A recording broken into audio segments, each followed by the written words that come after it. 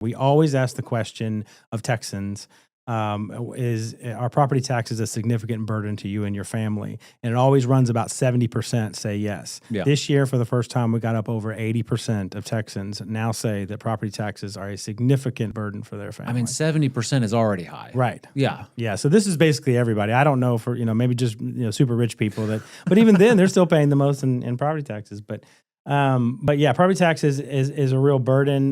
There's a lot of really nuanced issues, and I don't know how much you want to get in the weeds here, but the basic concept is, look, the property taxes are levied at the local level, and the state has a lot of power in terms of what it can do in terms of the procedures about how the locals can levy those taxes.